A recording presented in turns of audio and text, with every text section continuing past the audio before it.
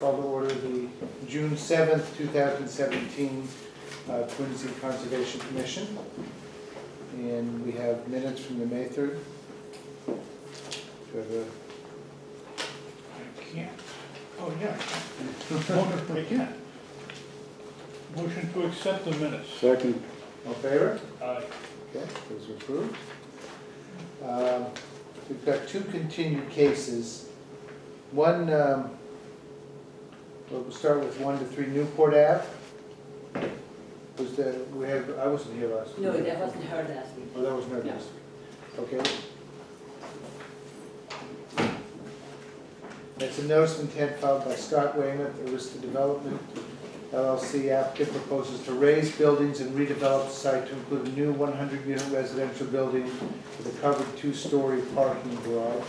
It's land subject to coastal storm flowage. You guys decide on it.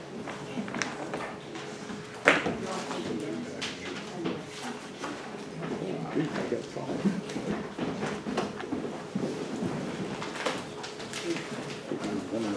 Yes.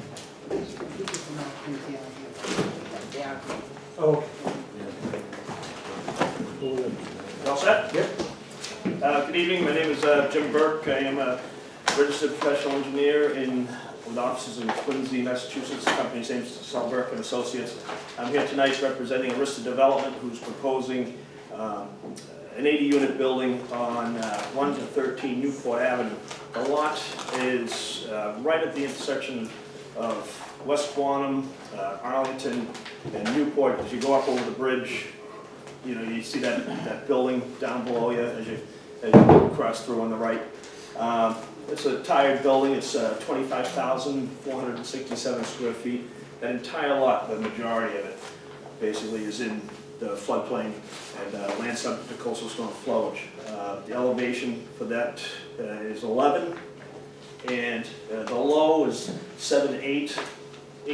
Basically elevation 8 down on the southeast corner, and then it comes up to about 14, but it's a little grass patch. It's, you know, kind of surrounded by retaining walls and fences, and it's a great collection of trash in there. What we're proposing is about a 22,000 square foot building, and the reason, you know, we actually came in and submitted this back in March, and it was continued, and there were a lot of revisions requested from the planning board, and some of those revisions are the Conservation Commission would appreciate. The building got smaller, we pulled back so we could put some green strips along the frontages, kept the drainage the same, so, you know, smaller footprint, but you know, the drainage isn't going to change considerably enough for me to change the configuration of the stormwater controls. We also raised it up above the floodplain. So when we first proposed it was at elevation 8.5, so we could access off of Newport Ave. And we revised that, brought the footprint up to elevation 11.5, and eliminated that access and only have access off of Arlington Street. So the entire building, besides where the trash room is above floodplain. The trash room is at 8.5 because basically, you know, it's where the curb cut requires it to be. So the road, you know, grades down this direction. So it's about a 3-foot elevation difference right there.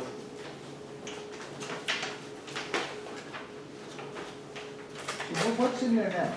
Excuse me? What is in there now? What's in there now is an old industrial metal frame building. Yeah. You know, Is it occupied? it is not. No, okay, it's a. Yeah, you know, the utilities are all going to be cut and capped. There's no stormwater controls on the site. It's basically all roof. You can see the roof drains that kind of shoot off into Arlington Street and the like, and the parking lot flows to Newport Ave. It's a site that needs, you know, redevelopment without question. Has been checked for contamination from that development? There is a 21E on site, and it was performed, and there was recommendations to remove soil, and that's going to be part of the redevelopment. But as far as, erosion controls, I mean, we're gonna be wrapping the site with security fencing and, got hay bales and wattles now. And, we've got, construction control devices to clean the trucks and the like. And then I'd say the next feature you guys would be interested in is the stormwater. We've got a groundwater elevation of 3.5. We have 4 feet of separation. Since we raised the building up, we now have 4 feet of separation to the groundwater from the bottom of these systems instead of the 2. So the groundwater mounting study is no longer necessary. But it also provides for additional storage. They'll be probably putting sand in there, so these things just grow a little bit larger and a little bit more larger to retain larger storm events. But that's basically the presentation. We've got a number from DEP with no comments, and it'll open up to you if you have any questions. Is parking underneath? Yes, it's, the parking is, there's 2 floors of parking, and with access off of Arlington, there's 101 spaces on, between the first and second floor. And there's a ramp that comes up to here, and I didn't bring the second floor sheet, I apologize. But it's pretty much the same layout, I see. it just shoots up. Just curious, what's the new use gonna be? It's residential, Residential. so. But so they'll be digging, because right now, there's not that kind of underground space, is there? They won't be digging, actually. Or it already goes Yeah, so underground? you're gonna be bringing it in, since it's land subject to coastal storm flowers, there's no compensatory storage for floodplain.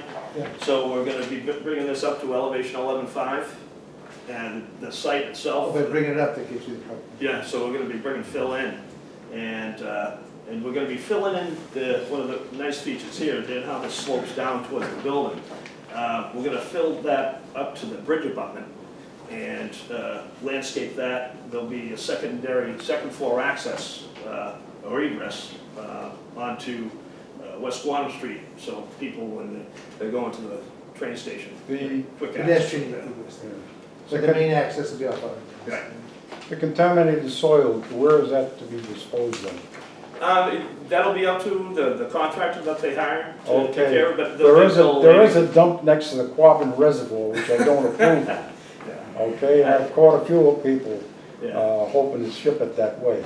If you think it's required to put a condition in there for a bill of lading to be submitted for proper I think disposal, common sense should it should dictate that. I agree. dictate it, yes. In the file, there's a March 23rd, 2017, so it's a little bit old letter from our city engineer. This is saying, have those points been reviewed? They have been reviewed and compensated for, yes. Okay, and then that went before the ZBA with the presentation? We're still, we have the ZBA Or I'm hearing. in the plan. Yeah, and planning as well. So what is next after this? You I go- think, I know ZBA is scheduled for the 27th, and the planning was just submitted. Again, it's a continued hearing for planning, and we're on for the next hearing. I think that's maybe a week before, June 21st. The plan is where we got the raised building and the other issues. Right, exactly. And I mean, besides contamination, which you'll have to address, it's just land subject to coastal storm flow. So you Correct, have to do and it yes, in absolute- floodplain, within the 100-year floodplain, yes. Yeah. Okay. So, Any questions from the board? Any questions from, okay, just identify yourself. My name is Stephanie Haynes. I was wondering if there's going to be 10% low-income housing or low-income units?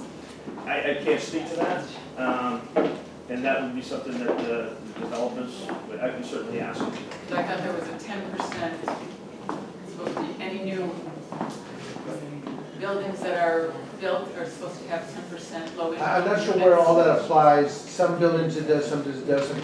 A Conservation Commission, we're the ground out, so we don't address that. But if there will be another hearing before planning and zoning, they would have to address those Oh, issues and planning and any zoning. affordability limits on this.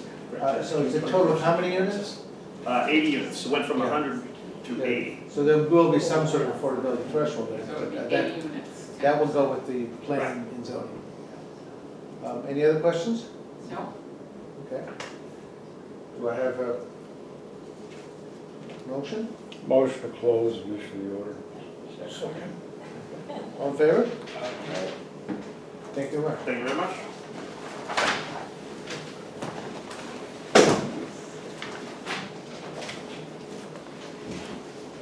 The next matter is the North Quincy, a continued hearing. I think we finished the hearing, we just didn't have a vote yet. On the North Quincy Station redevelopment project, notice of intent filed by Bowler Engineering. Okay, the applicant's proposing to redevelop the existing 7.2 area surface parking lot to allow for approximately 1.1 million square foot mixed-use development. Proposed project's mixed-use development consisting of 610 residential units, 50,000 square feet of retail space, and 1,600 structured and at-grade parking spaces. Our resource area is land subject to coastal storm flowage. So, do we have other issues to address If there? Mass DEP comes, we're going to Oh. address that, we're going to address. Okay, and you So gave you me get those, didn't you? Yeah, and the letter, I have to find those. We had some DEP comments to address that came up since our last hearing, and if you would address those for us? Sure. yeah. The ones we have in last meeting, yeah. Okay. Sorry, can I just ask a quick question? Who's here for Babcock Street? Can I just talk to you guys out here, or is the applicant, who's the applicant? It's pretty rare the board council is gonna call an applicant before you here, so I just have to at least talk to you. Go there, go, thank you, sorry for the interruption.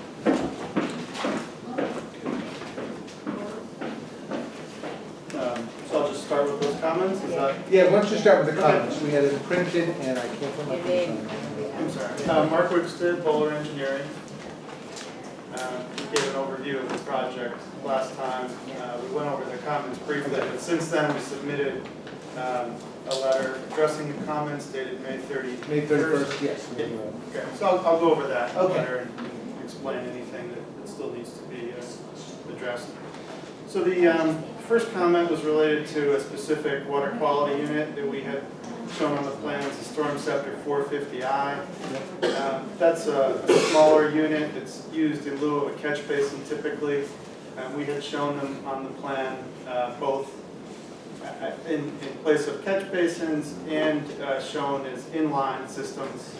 I believe they are still made as inline systems, that was one of the comments. But, and then there were the comments basically also asked for, I think, backup on the how those were tested.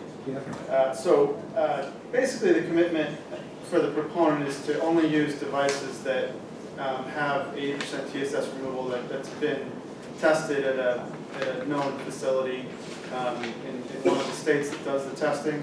So basically what we submitted is to change from the Storm Scepter 450I to First Defense Unit, which has an 80% TSS removal. I think we submitted the documentation. I think that was Rhode Island or New Jersey. I can't remember. But it's it passed the testing, and that's what we submitted. There are other systems that do have appropriate testing available. The next comment. Mass DEP has only accepted these units as replacements for catch basins and accept only 25 TSS removal. These units were tested for SSC and not TSS. This is kind of I would say kind of a deep comment based on how the suspended solids are tested and the types of sizes of grain sizes that are in the testing. There's just two methods of doing that testing. 80% is typically allowed by many conservation commissions. The DEP sometimes suggests to use a 25% TSS removal, more so based on lack of testing, but we're comfortable with the testing that we've provided that it is 80% TSS. We are doing other treatments as well, street sweeping, deep sump, catch basins, and then some other types of units for the overall project. The next comment is kind of general. Because these are the smallest units, it's likely that larger storm systems will fail and flow will bypass any form of treatment. this is a very general statement. The system can be sized for the area flowing to it. These are very small areas flowing to these to the units we're using. They've all been sized for the 1-inch volume, which is what's required. They're sized in excess of what's required. And this is because you've increased actually to the first defense system. Their comments were based on the initial system you were. They were. The initial system also met the 1-inch requirement, but they all meet the 1-inch requirement. The applicant should explore a larger STC unit or other proprietary unit capable of handling and treating stormwater on site. Again, we've changed to the first defense unit. Everything's been sized for a 1-inch water quality volume for the contributory areas, and they're all very small areas, all less than a half an acre. I can point them out on here if you'd like. This is the revised plan with the new system on it? Or is it just? I didn't revise the plan, it's just What you're gonna put it's there? just which unit. But I'm just trying to point out that the areas in question are very small areas. You know, this is on one driveway. It's not like we're using them for large parking areas or anything like that. They tend to be used just in areas where it's, you've got just a very small contributing area, you know, right by the driveway, right by the bus stop. We're not using any large parking lots is all I'm trying to say. So, take care of that one. Rain gardens. So we're trying to incorporate some rain gardens in the project. That's been stressed by DEP and NEPA and some of our other, some of the other review for the project. So we do have a rain garden in this area. The DEP comment said rain gardens may receive 90% TSS rate if adequate pretreatment is provided. For use in Aleppo, these gardens must be lined and sealed. Please review the chapter for the design guidelines. This area is a very, very small area. It does receive, it's a very small area. It does go back through a water quality unit after the rain garden. So we're not using the rain garden for the only treatment for that area. So we didn't feel that it was necessary to pre-treat and treat with the rain garden and then go back through a water quality unit. We're just doing it somewhat out of order, just so that we can incorporate the rain garden where we can physically on the site. So the treatment is adequate. It's beyond, you know, it certainly does more than the minimum required. There's just no pre-treatment. And this is also a fairly low volume area of the site. This is only going to be used for, I don't know, some cars, deliveries. We're not using it in the main driveway or anything where there would be more traffic and more characteristic of a level. This is really just a back kind of driveway into the site. The last comment, land subject to coastal storm flowage. Please provide a profile view of all the buildings to be located in land subject to coastal storm flowage. Some form of flow-through foundation should be implemented to ensure that the storage of floodwaters is not displaced onto the site. So that is the resource area for the project, the only resource area. It encompasses the majority of the site.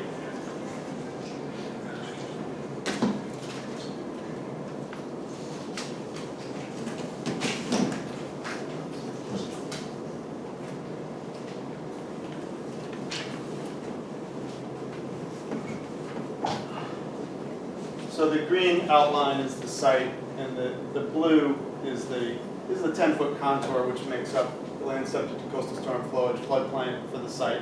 So it is a majority of the site. The way the site operates is that the first floor, ground level, is all parking, with the exception of this retail building, this retail building. Oh, these are also the lobbies to the apartments, and then this larger retail building.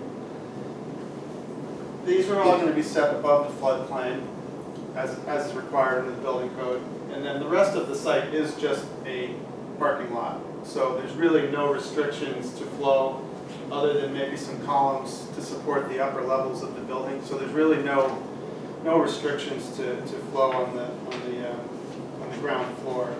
We don't see that being any kind of an issue. It's also not riverine flooding, it's just coastal storm flowage, so we don't really expect that to be any kind of an issue. And compensatory storage obviously is not required.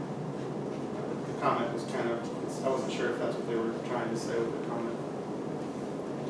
Did we have any additional comments from her? Okay.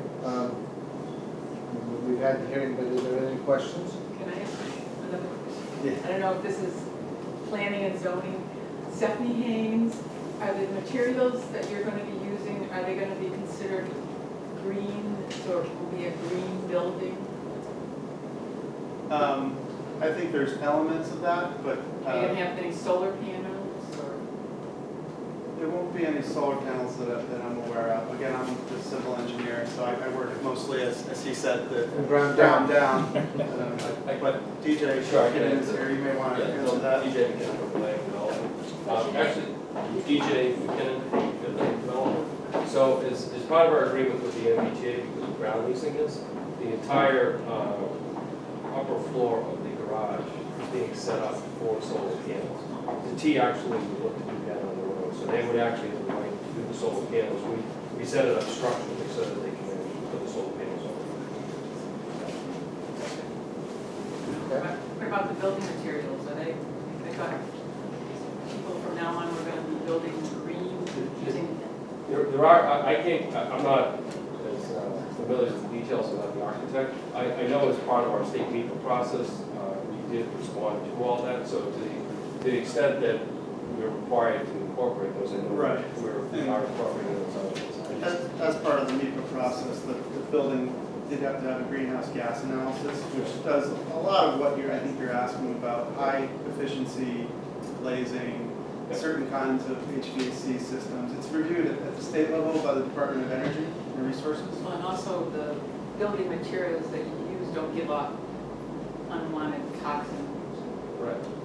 We actually have to do a complete analysis of it as part of our state permitting process. Again, that is more of a planning issue, but is this going, and will there be, have you already gone through planning on this? Yes. So some of that should be available from the planning issue. Any other questions? We have, do you have a proposal on this? Move to close. And yeah, second? Second. All in favor? Thank you. Thanks.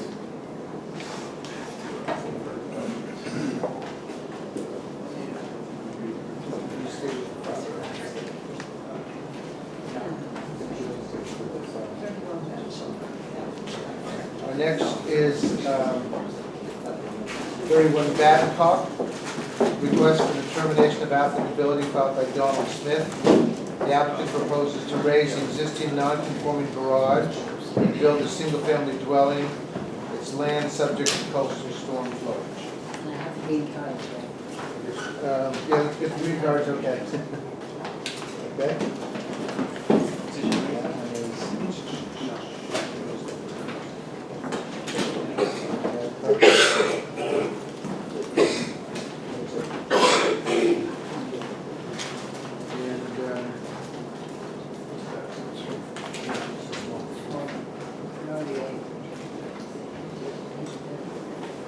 Okay, applicant?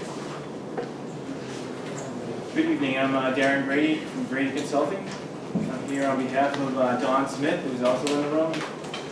Our project's at 31 Babcock Street, and we're here in front of the Conservation Commission because the entire lot is in a flood zone AE elevation 13. The work that's proposed on the lot right now is to raise an existing garage that's back here and build a new house. right in this area. The proposed driveway is gravel driveway, so no increase in pervious. The size of the garage is approximately 675 square feet. The building that's being proposed is about 864 square feet. We believe that the storage from the flood zone, the increase is minimal and de minimis. If you have any questions, I'll be happy to answer.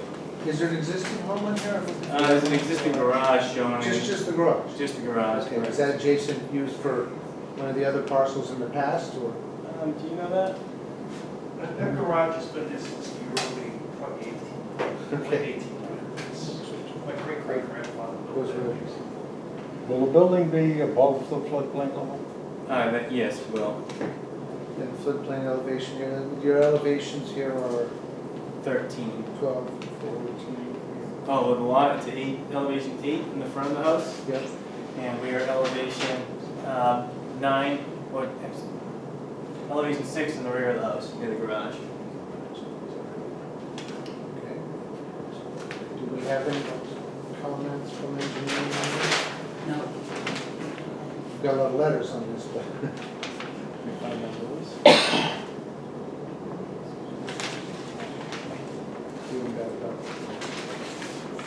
Any questions from the board on this?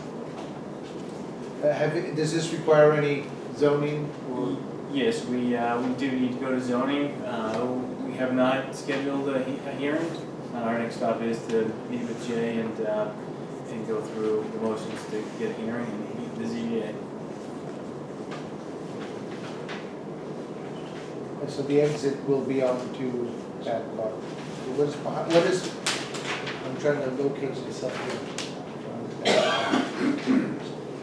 So if you're blocked out, you'd be on stage.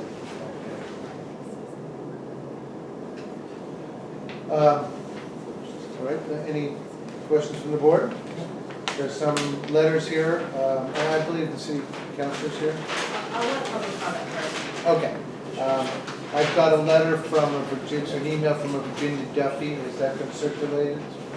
It was addressed to Councilor LaForce. We're not in favor of this house being built. As it is now, the house is very, very close. Another house is here, can't be good when flooding the kids. I grew up in the house next to this property, now live just up the street. With all the houses being built in this area, it seems to have altered the drainage. That's from John and Virginia Duffy. What else do we have? I've got another from, and maybe some of these people are here, and they can speak to it. Annetta Talarkin, Diane Wilmot, Todd McKell, David Manson, and Deborah Conso. Are they here? they couldn't make it, so that's. Oh, so that's where their letter's here? Okay. So we have a letter from them which is in opposition, and I'll circulate that record, the letter. So anybody else want to speak in favor, against it, or have any questions? If you have to stand up, you have to come up. First thing I'd like to do is deliver another letter to you. Okay, thank you. This My- is, My name is Glenn Spencer. My wife and I live at 33 Babcock Street, next to the proposed house. My wife has lived in the house for over 65 years. We've lived there together for the last 40. As you well know, it's in a floodplain. And as Ms. Duffy's letter said, the drainage has been changed over the course of the years, where every couple of years with a winter storm we flood. And we all have flood insurance, thankfully, but we wait every winter for the basement to flood, to lose the furnace, and just to lose any possessions that are down in the basement. Now, any foundation that's put on this property is going to take up valuable drainage space for groundwater and stormwater and divert it to other properties, existing homes on Babcock Street. And we object very strongly to this. The other objection is that the houses are extremely close together as it sits now. This has a 50-foot frontage, and I'm gonna end up with a house 8 feet away from my home, which I object to terribly. We take good care of our property. We have 2.5 lots next to this property, and we just like the solitude there. I don't want to, say that anyone shouldn't live, in a house where they want to, but this just causes, in my estimation, and obviously in the estimation of the other people on the street that sent me letters, it causes too much of a problem, and we'd like to just register objections. Question. Yes, sir. From Babcock Street, are you on the left or the right? As you come down Babcock from C Street? If I'm on Babcock Street and I'm looking at the lot with the garage. Oh, I'm to the left. To the left, okay. Yes, sir. So we're at 33, 35, and 37.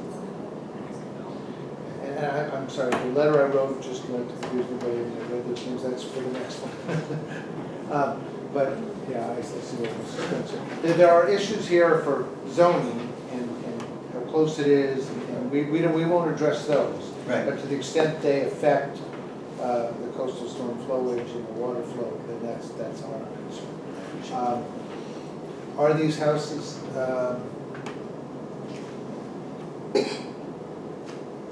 maybe I didn't ask, what is the foundation for this house? Is it slab?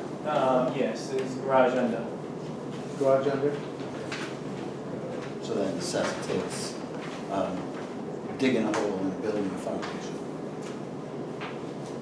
No, it said slab. No, he didn't say. If there's a Well, it is garage under the It house, said required slab, but, It said slab. oh, okay, it's not slab. Slab is the. Is the garage. The living quarters are on the second floor. It's a one-floor house, or as far as living. Is there flow through here? No, it's not, we're not in the velocity zone, But none of velocity or either? we're AE 13, so we're above the. Oh, you're above that. My question is, the plans show the top of the dwelling foundation at 16 feet. So you got about 8 feet of concrete wall and then the floor of the garage. Is that accurate? Above the floor. Yeah, top of the slab of the garage at 8 feet.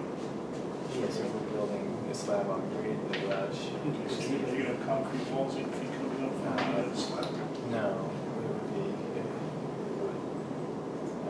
on the shorter foundation. The top of the foundation says 16 feet here, which is 8 feet above top of the concrete.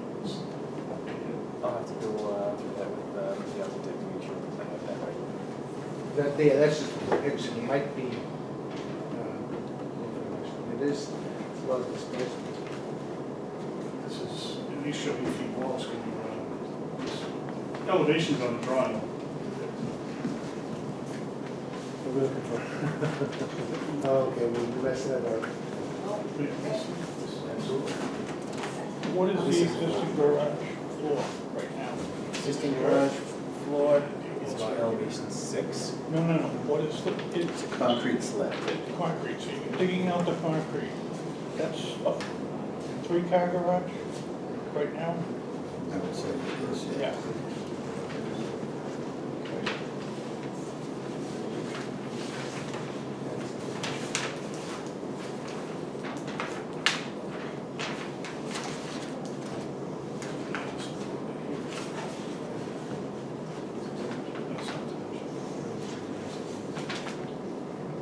The drawing show 8 foot concrete.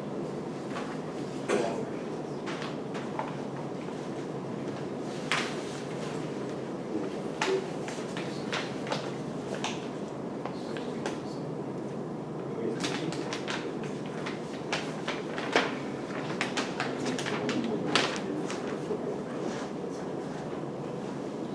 What are our standards for, because it's just, it's in a flood zone, there's no. It's gonna take out this much. Yeah. Just about. And the existing garage is on concrete slab? No, it's not. Existing garage is on gravel or It's what? on a dirt gravel. Sure. Yeah, so, Have you done any calculations of how much impervious is being added to it? How much remove existing garage? Yes, pervious coverage is 30%, but we were going from 675 square feet to 864 square feet. We're using a gravel driveway, so that wouldn't be impervious, so, just that difference. Excuse me, can you Okay. repeat the comments, the audience can't hear. They were just asking about the impervious, and you're going from how much impervious now? The garage is 675 square feet approximately, and the new house is 864 square feet. I don't think that answers the question though. You're saying the garage is 675 square feet, but if it's not a slab, there's nothing impervious about it. The 864 square foot home is going to add 864 square feet of impervious concrete. So anything that they add after taking out the garage is going to be additional impervious. So it's going to block drainage one way or the other. Okay. Was there some other comments? Or I'm- we're gonna ask the next person to speak? Yeah, so I live on Question up 57, there? sure, I'm actually the next one up. So I live at 57 Manette. Or you have nothing. No, I'm gonna talk about this. So, the back of my house faces Badcock, and I can see this lot from my house. And the issue I think that we're seeing in that area is a lot of seepage because the groundwater level is very high. And so when we get a lot of rain, we do get water in the basement, I think we all do. We had to put in French drains and a sump pump in our basement, and that actually took care of it. So I mean, you can speak about what you get, but we don't see actual flooding. It's more seepage, and it's because water is coming up from the ground, because the ground is so waterlogged. So, I'm not sure how that relates to the whole issue of flooding, but we all get it. And it's just that we have a high level of groundwater, I think. Any other comments? I'm gonna let the applicants, you can address that? I just wanted to make a clarification that there's no slab in the proposed building, and the existing building has a roof that makes it impervious from what the previous abutter said. Okay, now let's, the next speaker. Hi, my name is Robert Monroe. I live at 28 Stoughton Street. I'd like to give you these photos. I took them with my iPhone yesterday, and these are the flooding on Stoughton Street. And yesterday was just a moderate rainfall, and that's what we ended up with. I don't wish, I wish the best to Mr. Smith, but I can tell you right now that part of Stoughton Street has horrendous flooding. That's minimal. That is about 3 feet less water than was in my basement in 2015 and 2010. 2015, I also lost my above ground pool from the ocean water. There are a myriad of issues with building this property. I know that you're only going to be addressing several, very specific ones. The specific ones being about the flooding in the area, and without a very specific and a very aggressive mitigation of the flooding in the area, it's just not going to get better. I have flooded out. I've been there since 1998. I flooded horrendously twice. I've had a couple of other ones. I bought the property. I knew that buying the property that I was buying basically in a wetland and in a coastal flood zone. However, it's gotten worse. Stoughton Street's collapsing. The good thing about it is I kind of have 25 speed bumps in front of my house right now, and keeps people from speeding. But overall, it's going to reflect on my property value. I don't even know what's going to go on with the infrastructure underneath the street. Is whether the pipes are going to break, someone's going to put a Toyota into the 6 feet underneath the ground. So if this process goes through, and right now, and I haven't seen the plans, so I don't want to say that I'm 100% against it, but this water flows into my yard, into our yard. The grade is at an angle a lot that's in there, so it's gonna have to have some very aggressive plans to alleviate the flooding. That's all I have to say. Thank you.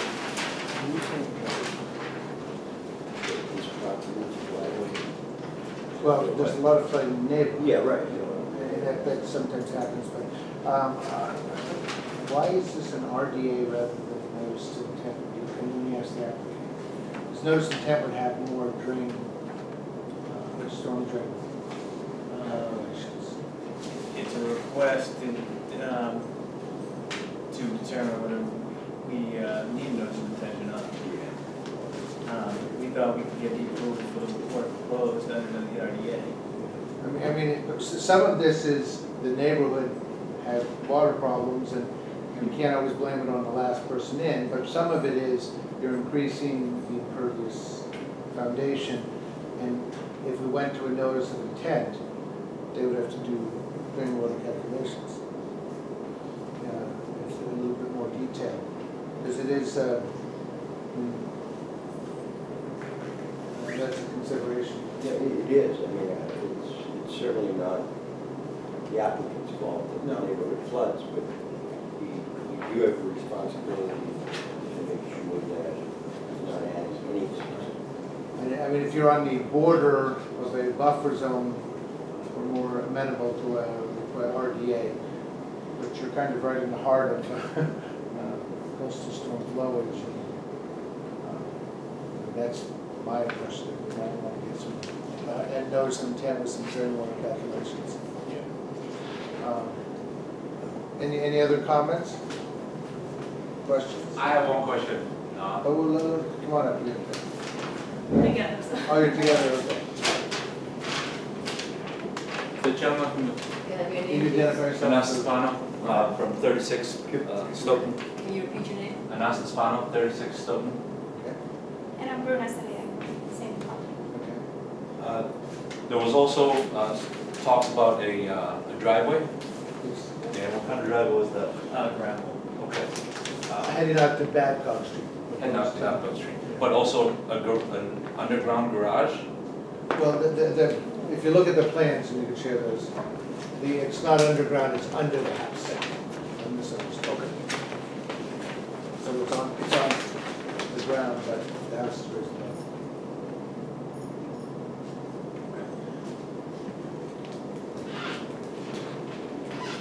While again, we wish the best to Mr. Smith and his associates, we are technically right behind this, on this section of the property. And as it is, we see the water, our abutting backyard it's on the lower grade, and we see the water come through that property as it is. With this structure going in there, we can automatically foresee our backyard becoming a swamp, which we don't allow. We wouldn't allow it, we wouldn't approve it. That was going to be the. And I think that's one of the reasons we're thinking that we want to raise this a level up to a notice of intent, so there would be some more. Sometimes there's just neighborhoods that get a lot of water, but if this increases it, that's an issue for us. Yeah, is the water coming across his property? Is it coming from his property? I mean, there's just questions that. It just, we literally, you see, it just seeps right over on our property. It's a downhill slope. Yeah. Yeah. From Babcock Street to that To piece of Stoughton property, Street. and you got back there. And I grew up in Stoughton Street. I lived there for 10 years. So I just want to, in alignment with what everyone else said, I constantly see that area flooded. It's hard for me to get my car out of the driveway because that street is always flooded. And so to add more to the already congested area, it will definitely negatively impact us. What I'm hearing is that the biggest problem is adding more to the existing problem. Exactly. So is it fair to assume that if the final design didn't add more, everyone would be okay? I mean, if he's not adding more to this property, to the problem. There's also the zoning part. Well, that's Yeah, nothing to do with us. if it's not adding to, if it's not adding to our water intake, it's a different story. Okay, yeah, no, that's Yeah. fine. I just wanted to make sure. You're right, there are other things that have to be done that have nothing to do with us. Correct. But as far as water, Okay, And, good. and adding also like the flow of, you know, if there is coastal floodage, the flow, because it's right in front of where the sea is or where the house is, the outflow of any water that needs to exit, you know, there are structures that prevent that. Yes, you're right, they have flow through and, but, so, okay. Thank you for listening. Any other questions? I think, do we have a,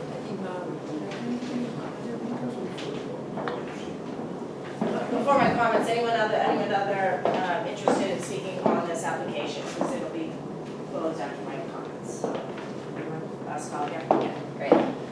So good evening, Margaret LaForest, Ward 1 Counselor, for the record, 236 Rock Island Road. I know all of you well, as I'm a frequent flyer before this board. I have to tell you, I have 5 cases before you this evening that I'll be speaking on. This is the only case that did not choose to reach out to the ward counselor in advance. It's quite frustrating, because to me, when you have a bad process, you have a bad product. And I am out here in the back asking questions that we should have been able to answer, because as you know, you've received communications from me. Did you read the Monaco letter into the record as well? I know you said to email, but Jay and I both got a letter today in the mail. no, I did not see the Monaco letter. Monaco, they're the direct letter. So, Okay. as you know, communication comes to me as the ward counselor representing this area that I'm trying to get questions for. So I did have some of these questions answered briefly here this evening. One of the concerns that we've had is concurrent filing relative to compound zoning. In this situation, I really feel we need zoning first, and I appreciate that you brought up whether it belongs as a notice of intent versus an RDA.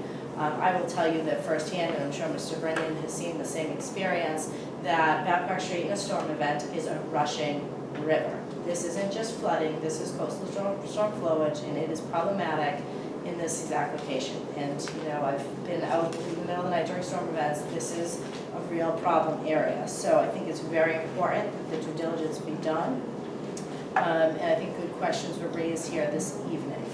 I think what's difficult is neighbors, you know, typically an applicant will knock on the neighbor's doors, let them know what the plans are, kind of get some communication.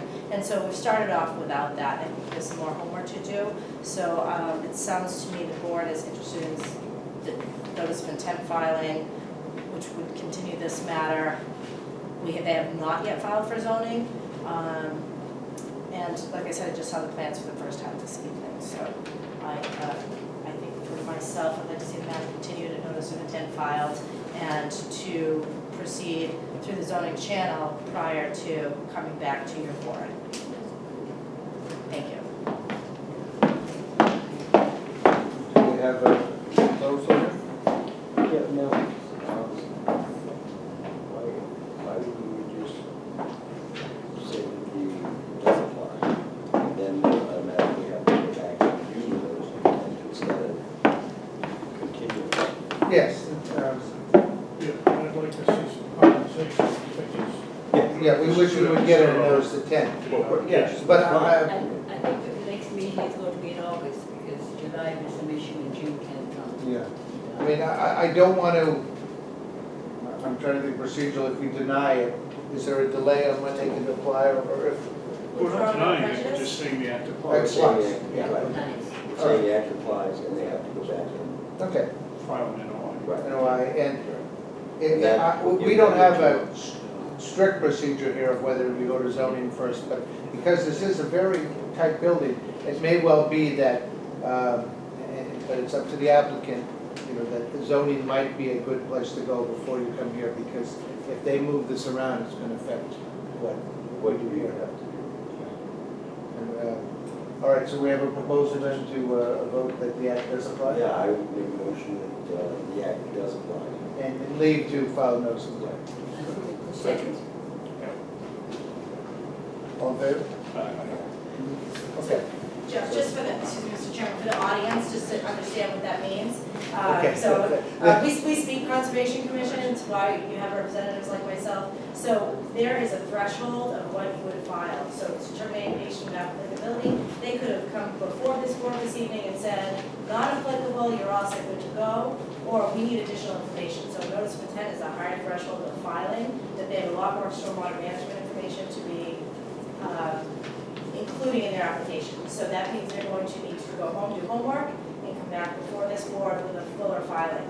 My request is going to be that they present this to the neighbor. Usually in a situation like this, I would have a neighborhood meeting and they reach out to me, you see this, can you view my email from the channel. So I think just so you're aware, there's going to be a whole new filing.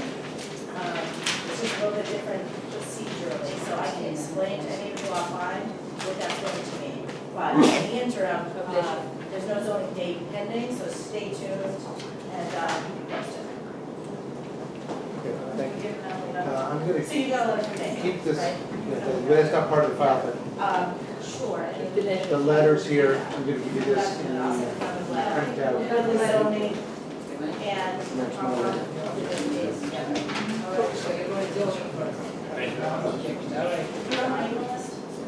We see That's the sign-in sheet to get to. All right, our next matter is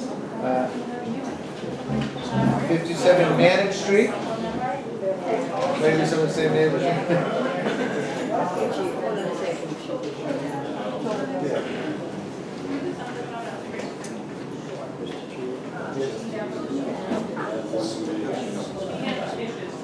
Can we ask, we're going to have another proposal, so if you could ask you to step outside and discuss this. Thank you.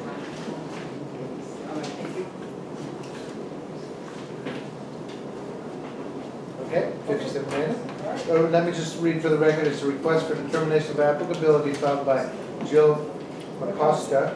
Proposed to repave the existing driveway with asphalt. Yes, thank you. So this, I hope you have this form, WPA Form 1 in front of you. If you look at this page, you can see the configuration of the lot. 57 Mammoth Avenue is a through and through lot, so the front of the house is on Mammoth and the back of the house faces Babcock. The existing garage and driveway are on the back of the house, and so it's actually flowing down towards Babcock. There is, if you turn the page now, there is actually an existing driveway. It's gravel, kind of. Do I have that? Oh, I This see. one, yeah, so this is actually from the contractor, Right. from the paving company. The existing driveway is just really dirt and pea gravel, and a lot of the pea gravel is gone at this point. I actually slipped on the pea gravel last summer, broke my foot, which compelled me to try to put a more solid surface on the driveway. The configuration of the driveway will not change.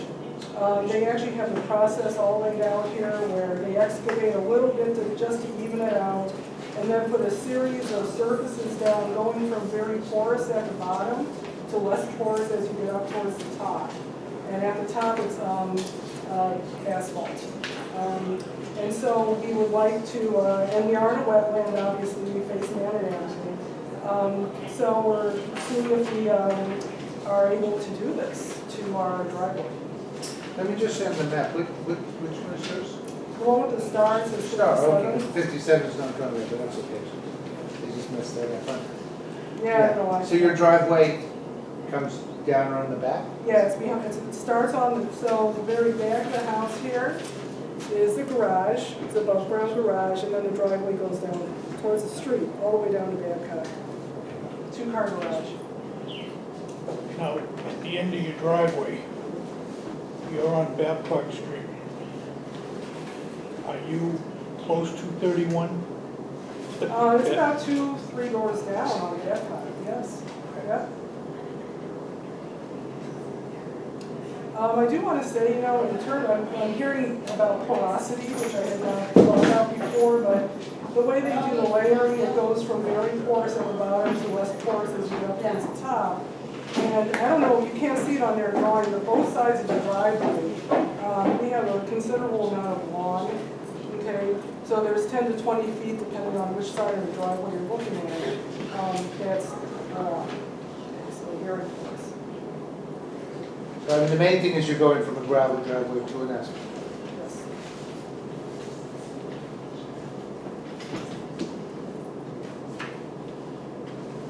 Have you considered using a more permeable surface for the driveway? Well, I'm open to suggestion. They have those permeable. unit? I mean, this is, I do want durability, you know, this is gonna cost me some money, you can actually see the estimate, so I want it to last for a long time. But the way they do it, down, the lower layers are permeable, so in terms of the seepage and stuff, I don't think it's gonna be like a hard pan type surface where we just see runoff.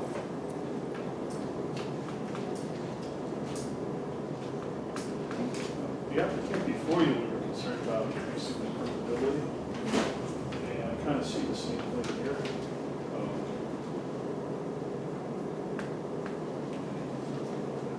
You know, it's already a, pretty much a hard pan driveway right now. There isn't a whole lot of concrete left on it, so it's pretty hard packed dirt. I can tell you, I've lived there 2 years, I have not seen my driveway flood once.